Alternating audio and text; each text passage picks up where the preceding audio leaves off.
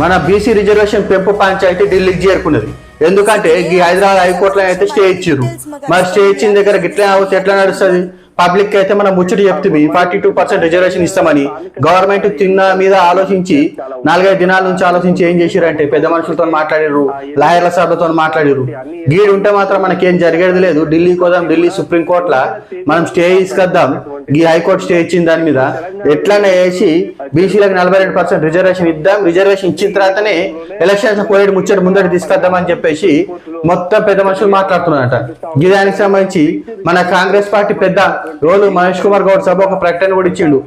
ఏది ఏమైనా సరే 42% రిజర్వేషన్ వచ్చిన తర్వాతనే మనం ఎలక్షన్స్ పోతాం, గంటకు ముందు అయితే పోయేది లేని. గట్టనే మన సీఎం సాబ్ రేవంత్ రెడ్డి కూడా ఆలోచించి ఢిల్లీకి పోవాల్సిందని చెప్పేసి కొంతమంది లీడర్లకు లాయర్లకు సూచనలు ఇచ్చినట. గాయాన్ని పట్టుకొని గీయాల మధ్యాహ్నం పూట లీవ్ పిటిషన్ వేసి హైకోర్టుకి సంబంధించిన ఉత్తర్వులు గిట్లు ఉన్నాయి.